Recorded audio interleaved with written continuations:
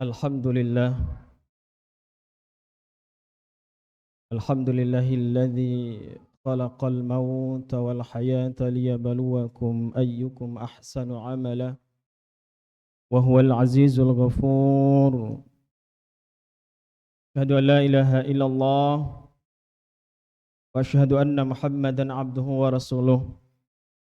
Allahumma salli wa sallim ala habibina Muhammad wa ala alihi wa ashabihi wa man tabi'ahum bi ihsani ila yaumiddin. Fa ya ibadallah, usi nafsi wa iyyakum bitaqwallah wa ta'atihi la'allakum tuflihun. Qala Allah ta'ala fi kitabil karim, a'udzu billahi minasy syaithanir rajim. Bismillahirrahmanirrahim. Ya ayyuhalladzina amanu taqullaha haqqa tuqatih wa la tamutunna illa wa antum muslimun. Wa qala aydan, ya ayyuhan nas ittaqu rabbakumul ladzi khalaqakum min nafsin wahidah wa khalaqa minha zawjaha wa batha minhuma rijalan katsiran wa nisaa. Wattaqullaha alladzi tasaaluna bihi wal arham, innallaha kana 'alaikum raqiba.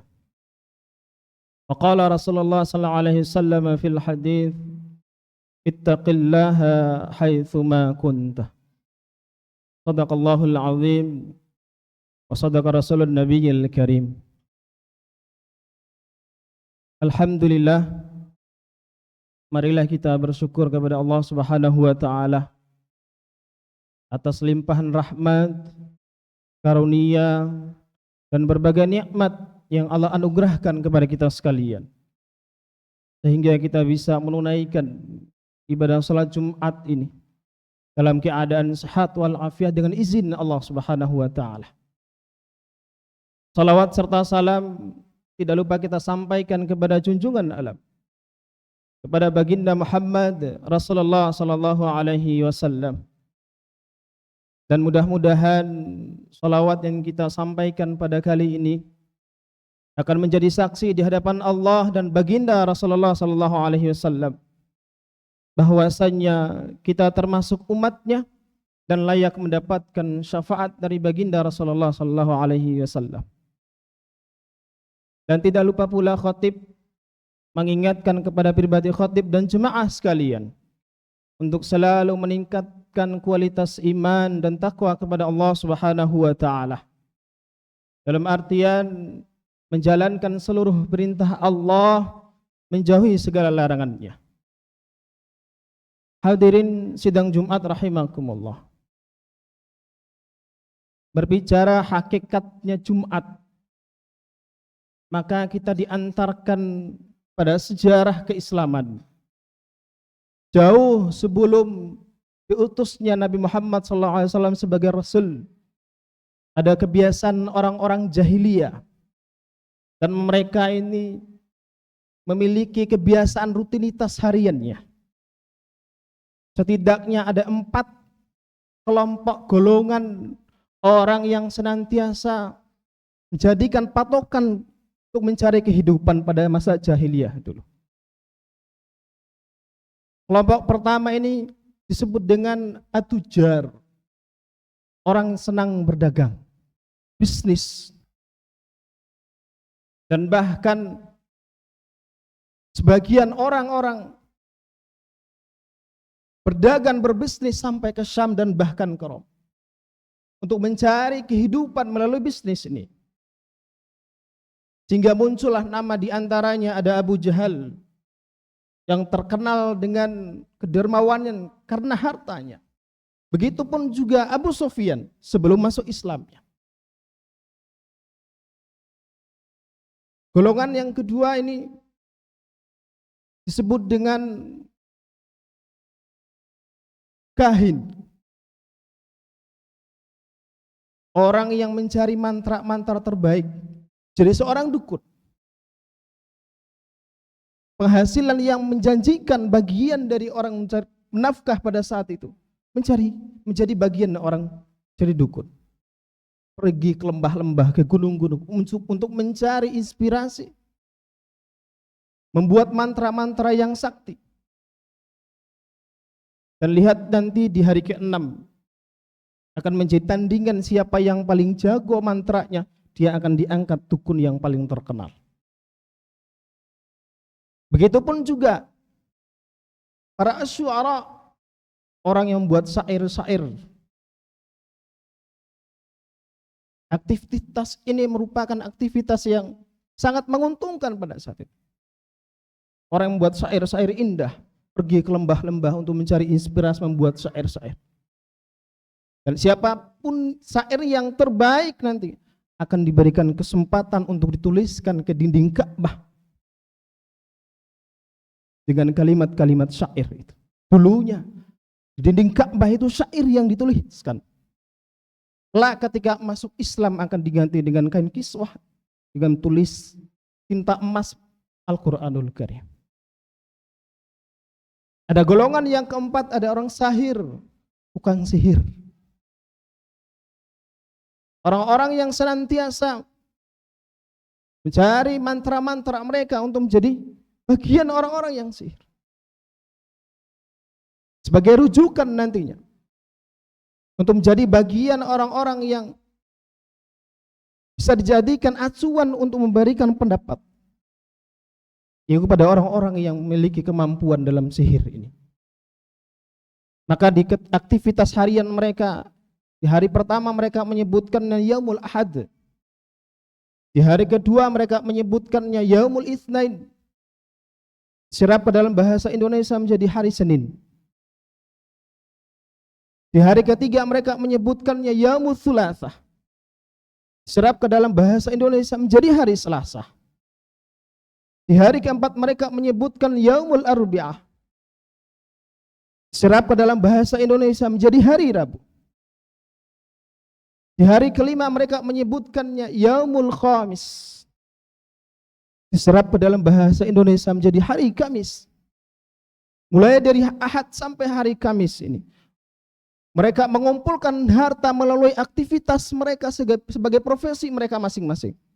Di hari ke-6 nanti mereka akan mengumpulkan di suatu tempat, siapa yang paling kaya di antara mereka dia akan menjadi dermawan. Akan ditampilkan harta mereka khususnya di hari ke-6. Di hari ke-6 mereka menyebutkannya Yaumul Arubah. Hari berbangga diri sebagai orang Arab. Tempat perkumpulan mereka tepatnya di Jabal Qubis. Sekarang itu menjadi tanah istana raja di samping Ka'bah itu. Dulu itu sebagai tempat perkumpulan orang-orang jahiliyah untuk memamerkan hartanya yang paling banyak, dialah yang paling berkuasa. Untuk memamerkan mantra yang terbaik jadi orang sihir, dialah ya seorang sihir yang terkenal. Itu kehidupan orang-orang jahiliyah pada masa itu. Maka kelak setelah hijrah Rasulullah SAW, maka turunlah suatu surah sekaligus menggantikan nama hari bagi orang non beriman yang belum beriman kepada Allah. Orang-orang jahiliyah tetap menyebutkan Yaumul Arubah, hari berbangga diri bagi orang Arab. Tetapi orang yang sudah beriman langsung digantikan oleh Allah nama harinya. Tepatnya di surah Al-Jum'ah di ayat ke-9 itu. Turun Al-Quran, wahyu. Untuk mengingatkan sekaligus membedakan kebiasaan orang jahiliyah dengan orang-orang yang beriman. Kalau orang yang beriman langsung menggantikan di hari ke-6-nya menjadi Yaumul Jum'ah, hari Jumat. Bagi orang yang belum beriman masih menyebutkan Yaumul Arubah, hari berbangga diri sebagai orang Arab. Hadirin sidang Jumat rahimakumullah. Maka turunlah Al-Quran surah yang ke-62 itu, tepatnya di ayat ke-9, Al-Jum'ah ayat ke-9. Allah Subhanahu wa taala, ya ayyuhalladzina amanu, wahai orang-orang yang beriman. dipanggil khusus oleh Allah kepada orang yang sudah beriman kepada Allah dan Rasulullah. Idza nudiya lis-salati min yaumil jum'ah, bergegaslah untuk menunaikan salat di hari Jumat. Maka turunlah syariat mewajibkan kepada orang-orang yang sudah beriman pada saat itu untuk menunaikan salat Jumat setelah hijrah Rasulullah ke Madinah.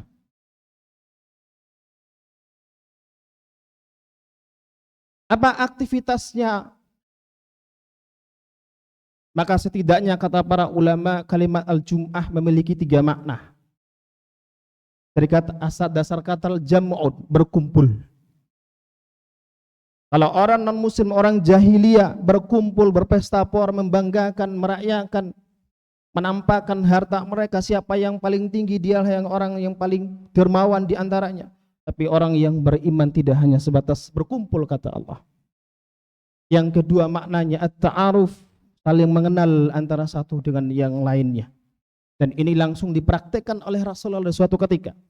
Ketika ada datang sahabat dari jauh Madinah, datang ke majelis Nabi SAW, tepatnya di hari Jumat. Namanya Sulaik dari Ghatafan, jika dikenal dengan Sulaik al-Ghatafani. Datang ke majelis Rasulullah, masuk ke dalam masjid Rasulullah. Sulaik al-Ghatafani belum tahu kebiasaan orang-orang di Madinah pada saat itu. Karena orang-orang Madinah sudah paham betul ketika masuk masjid langsung menunaikan sholat tahiyatul masjid. Tetapi Sulaik al-Ghatafani ini masuk langsung duduk. Maka diingatkan oleh Rasulullah SAW dalam hadisnya, "Idza dakhala ahadukumul masjid falyusalli raka'ataini qabla an yajlisa." Apabila kalian masuk dalam masjid, tunaikanlah 2 rakaat, salat 2 rakaat sebelum duduk. Hadirin sidang Jumat rahimakumullah, hadis ini tidak mengajarkan kepada para sahabat di Madinah pada saat itu, karena para sahabat sudah tahu betul kebiasaan mereka. Akan tetapi ingin memberikan gambaran, ini ada saudara kita yang datang dari jauh. Tanyakan apa kebutuhannya, apa keperluannya. Maka tidak ada Sulaik al-Ghatafani meninggalkan Madinah kecuali semua kebutuhannya dipenuhi oleh para sahabat.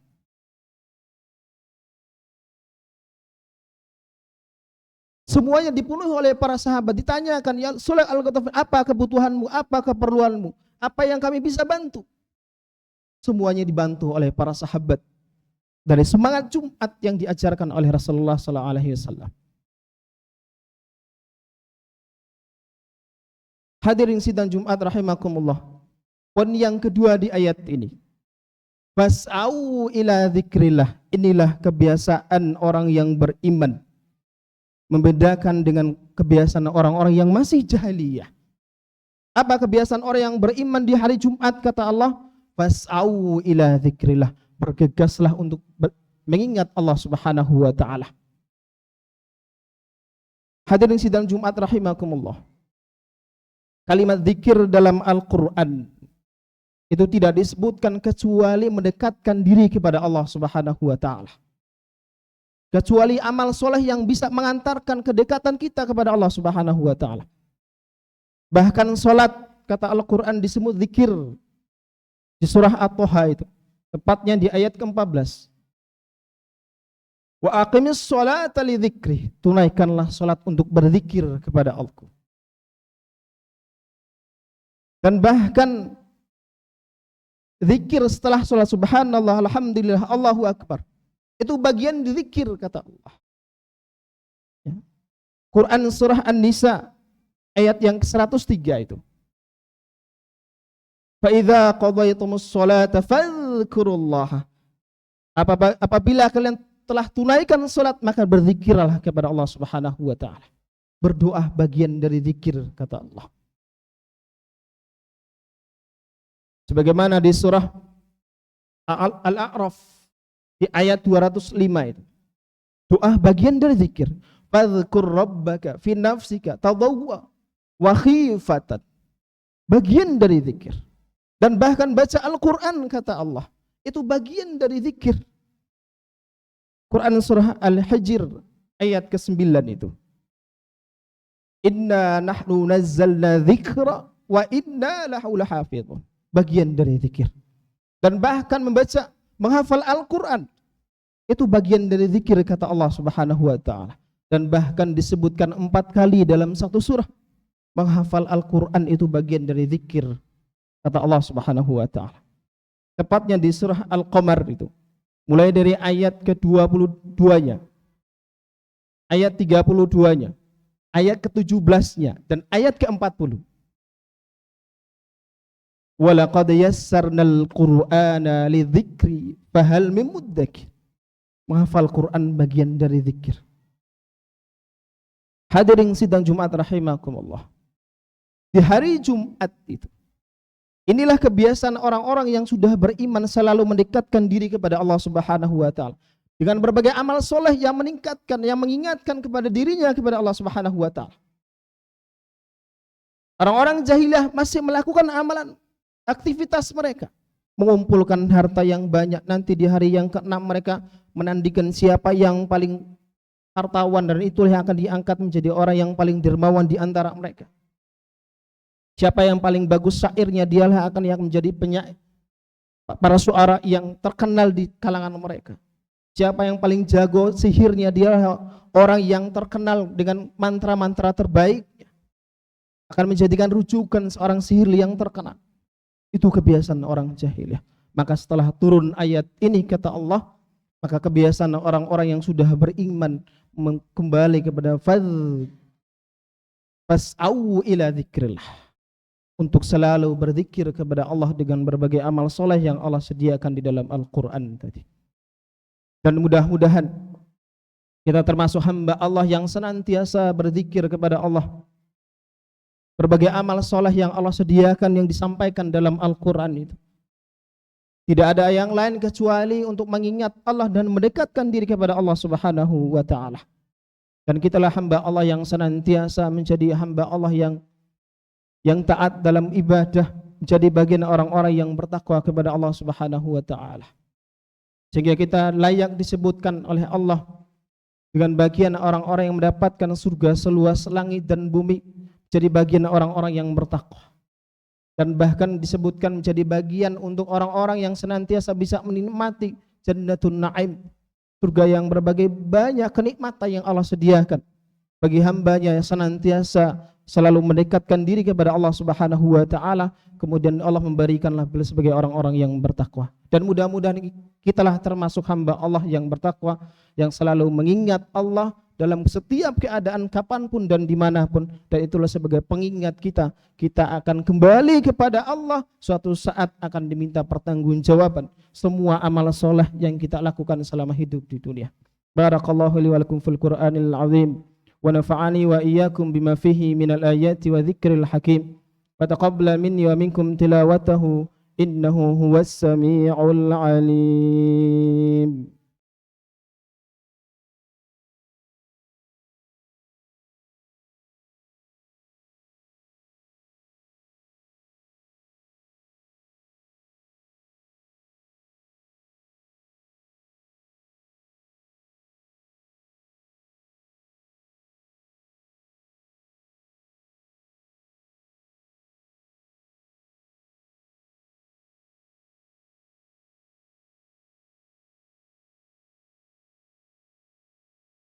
Alhamdulillah hamdan katsiran kama amar. Asyhadu an la ilaha illallah wa asyhadu anna Muhammadan abduhu wa rasuluh.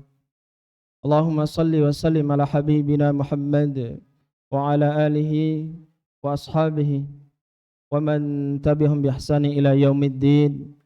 Wa ya ibadallah, usi nafsi wa iyyakum bi taqwallah wa ta'atihi la'allakum tuflihun.